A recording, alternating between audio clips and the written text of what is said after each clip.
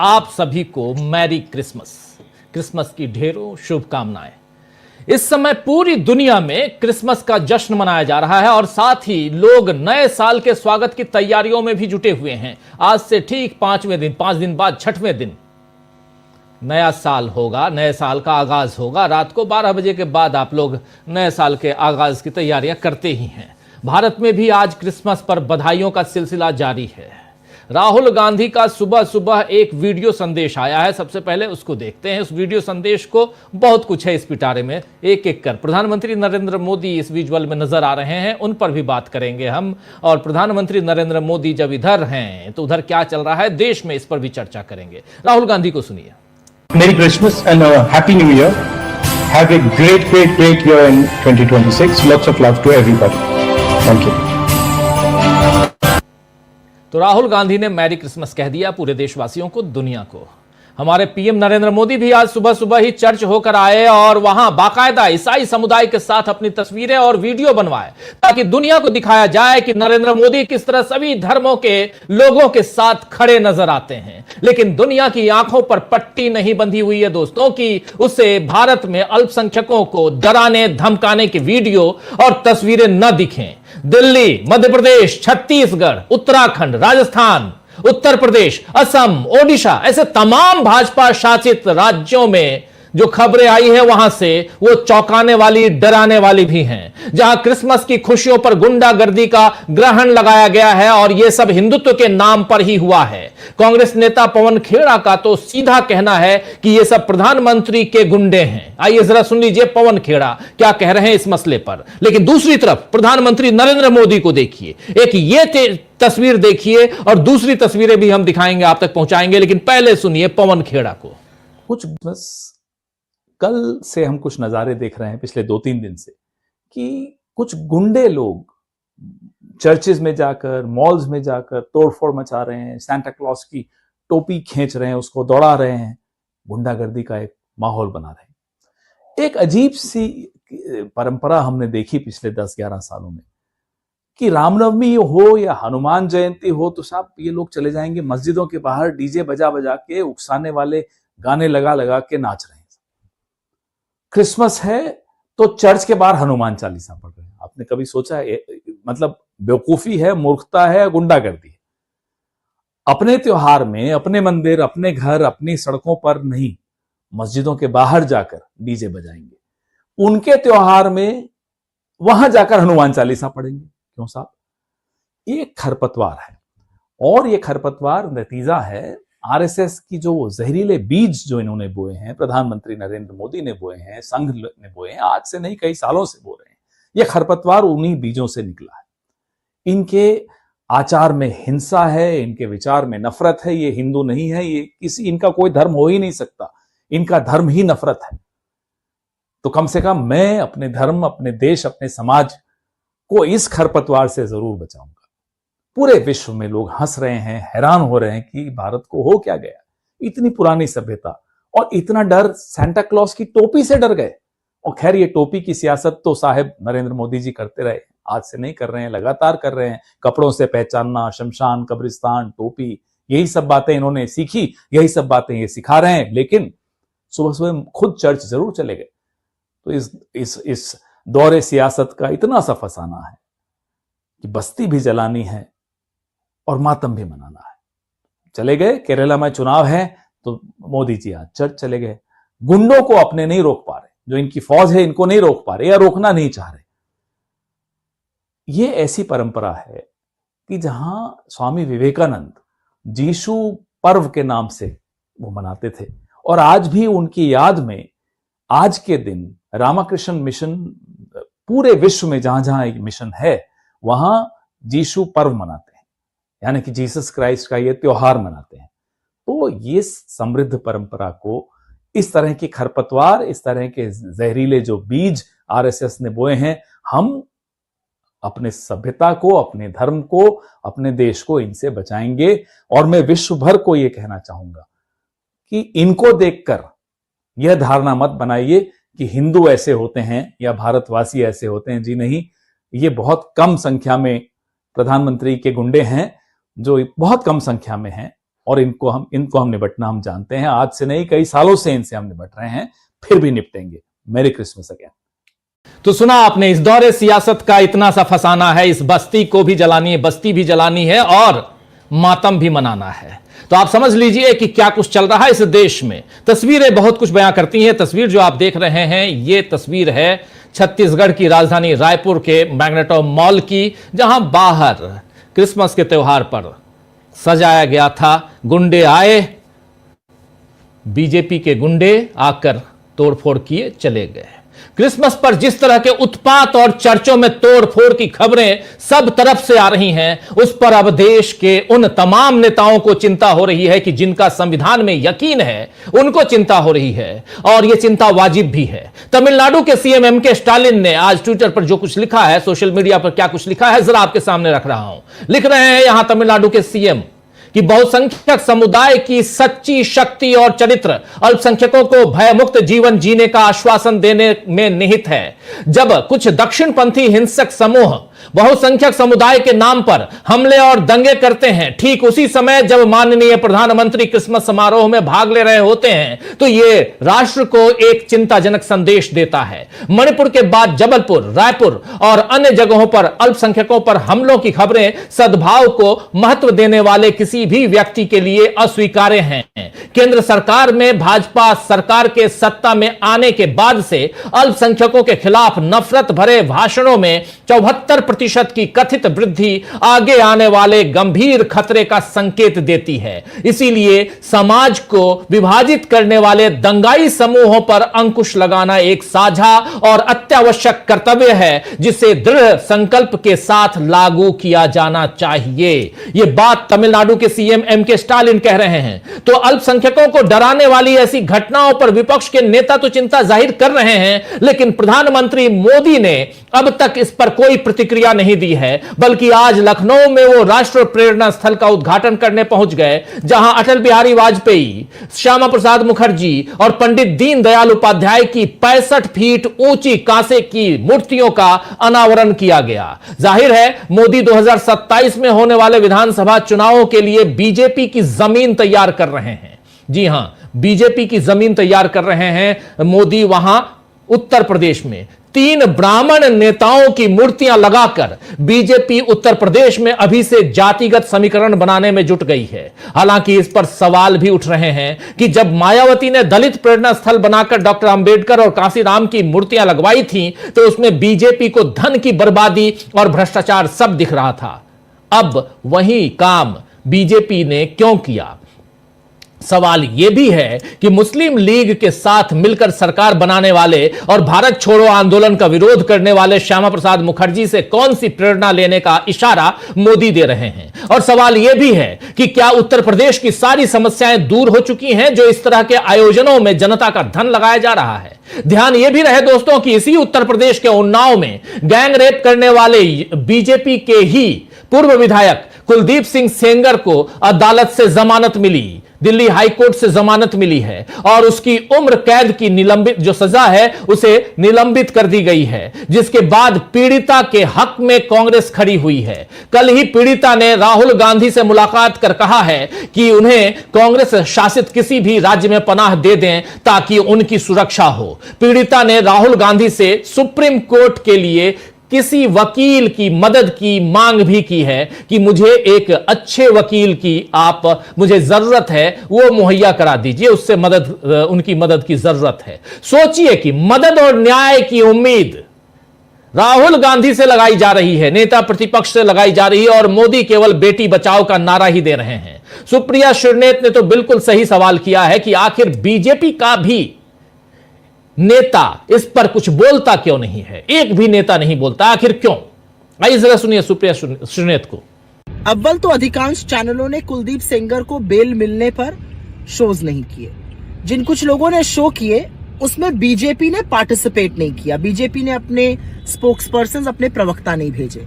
तो ये देश की आधी आबादी जानना चाहती है कि हर बार बीजेपी इस देश की बेटियों के खिलाफ आरोपी और दोषियों के साथ ही क्यों खड़ी पाई जाती है।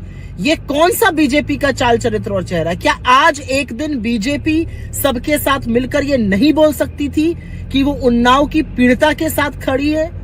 और दोषी कुलदीप सिंह सेंगर के साथ नहीं? तो सुन रहे थे आप, यहां पर साफ साफ कई सारे सवाल खड़ी कर रही हैं सुप्रिया सुले। तो वैसे खबर है कि सीबीआई उन्नाव रेप मामले में कुलदीप सेंगर की आजीवन कारावास की सजा के निलंबन के फैसले को सुप्रीम कोर्ट में चुनौती देगी।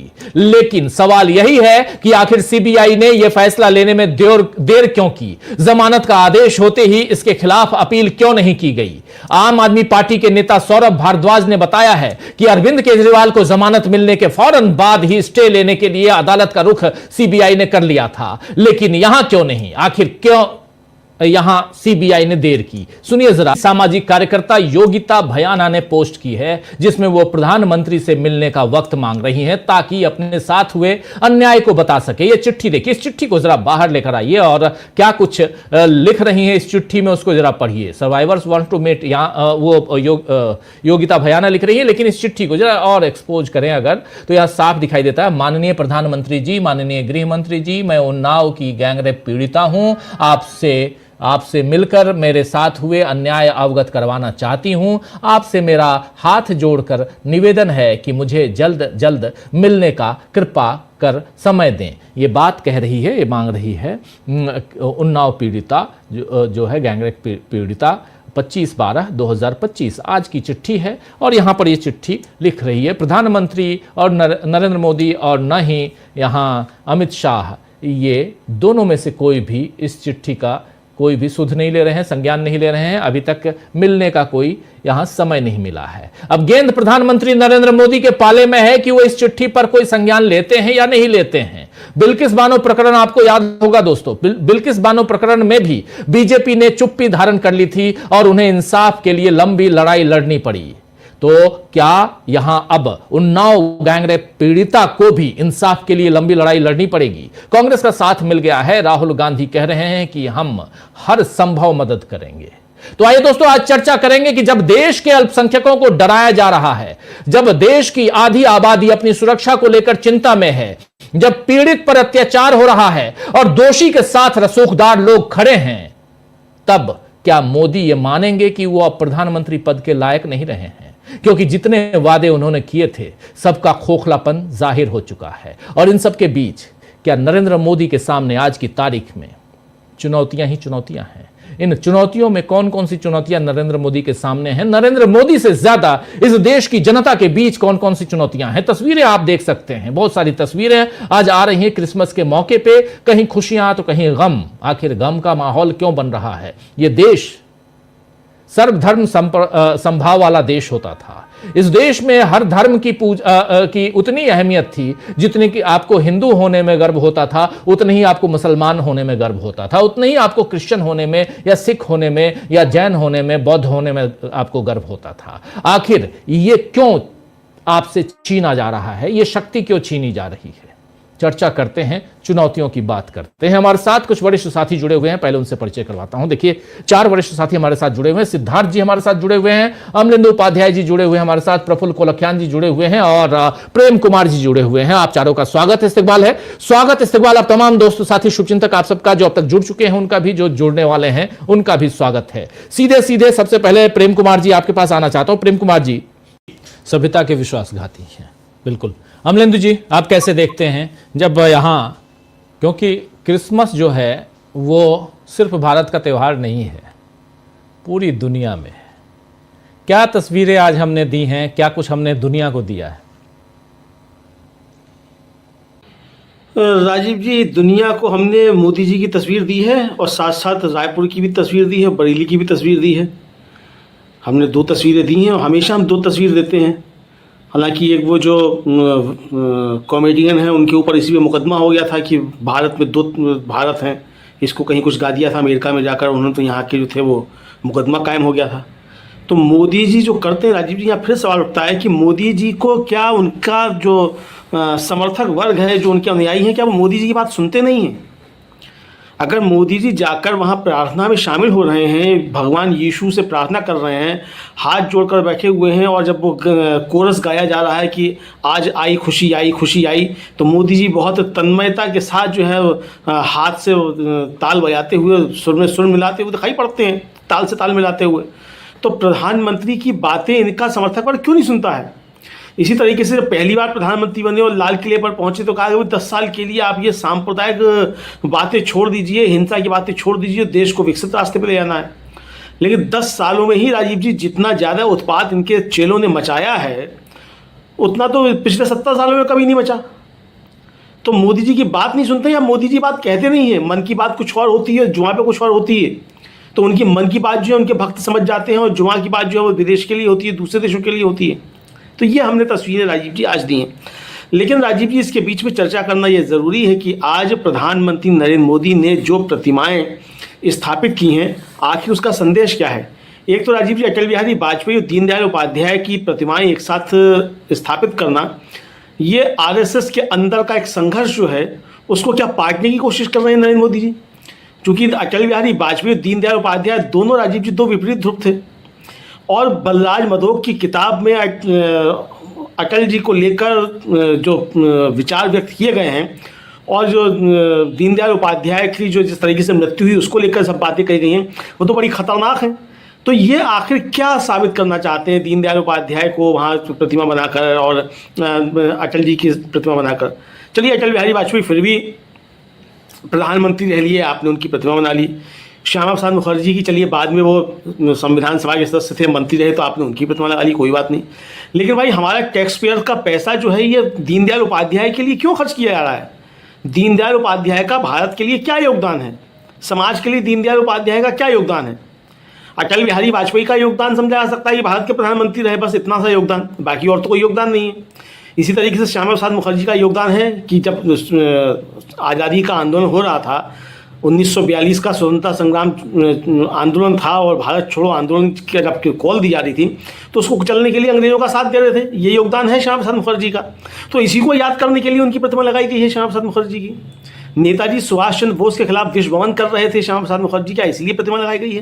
तो ये लगाई जा सकती है, कल को आप किसी भी प्रतिमा लगा सकते हैं। सावरकर की आपने लगाई थी, कल को अगर गोडसे की भी आप लगा देंगे तो कौन रोक लेगा आपको, क्योंकि आप सरकार में हैं, आपके पास पैसा है, जनता का पैसा खर्च करने के लिए आप किसी की प्रतिमा लगाइए, किसी की भी लगा सकते हैं। तो लगाइए, आप शौक से लगाइए, लेकिन जिसकी प्रतिमा लगा रहे हैं उसका समाज के प्रति क्या योगदान है ये तो बताइए। ये आप बताने को तैयार नहीं है कि इनका क्या योगदान है।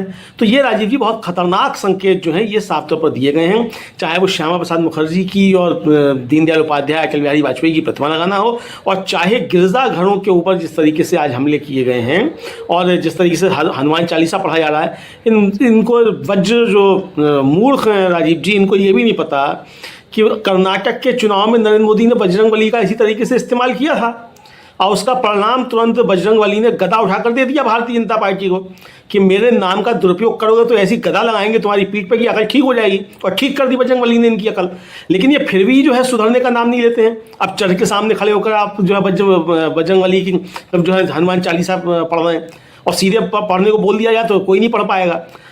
इसी तरीके से वंदे मातरम, प्रधानमंत्री जो थे वंदे मातरम संसद के अंदर बात कर रहे थे और देख कर पढ़ रहे थे, तब भी शुद्ध नहीं बोल पा रहे थे और कह रहे हैं कि पूरा गाया जाए वंदे मातरम। तो ये राजीव जी ये जो जिस तरीके के ये पाखंड की करते हैं तो उससे देश के सामने कई सारे सवाल खड़े होते हैं। समस्या जो है वो ये है कि अब चुनौतियां मोदी जी के सामने बढ़ रही हैं और इन चुनौतियों का मुकाबला कैसे किया जाए। तो कहीं मंदिरों, कहीं जो है गिरजाघरों के आगे आप झाल बजाइए, कहीं आप मस्जिदों के आगे जो है जय श्री राम के नारे लगाइए, यही सब। यानी राजीव जी इन लोगों ने हमारे तमाम देवी देवताओं को हिंसा का हथियार बनाकर छोड़ दिया है। हिंदू धर्म के साथ इससे ज़्यादा बुरा जो है वो तो औरंगजेब ने भी नहीं किया था, जो है भाजपा ही कर रहे हैं, जिस तरीके से हिंदू धर्म को बदनाम करने का काम कर रहे हैं। तो ये राजीव जी हिंदू धर्म के सबसे बड़े दुश्मन हैं।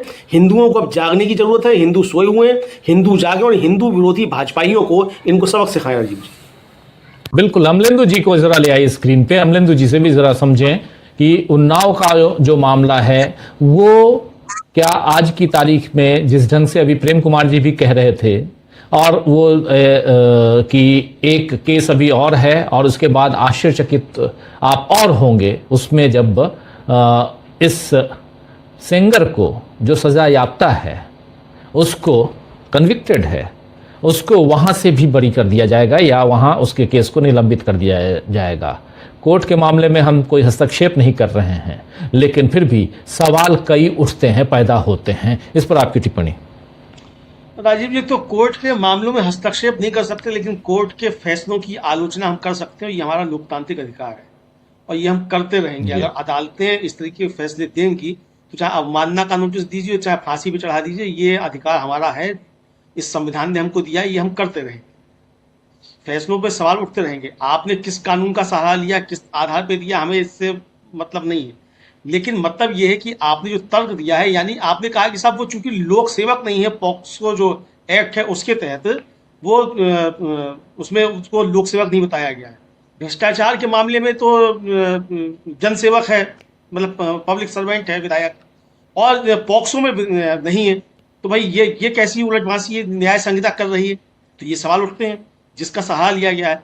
बहरहाल राजीव जी देखिए, किसी के पक्ष में कुछ फैसला देना हो या कुछ तर्क निकालने हो तो कुछ ना कुछ तो कानून के सहारे लिए जाते हैं, इधर से घुमाकर उधर से घुमाकर वो लिए जाते हैं।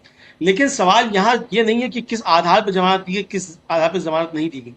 सवाल ये है कि क्या इतनी बड़ी घटना में, और जब ये स्पष्ट है कि भाई उस व्यक्ति का चरित्र किस तरीके का है और पीड़िता के साथ क्या क्या हो चुका है, वो अपना घर छोड़कर दिल्ली में रह रही है, सुप्रीम कोर्ट के आदेश से रह रही है, और उसके बाद जमानत मिल जाती है, तो सवाल तो इस पर उठेंगे निश्चित तौर पर।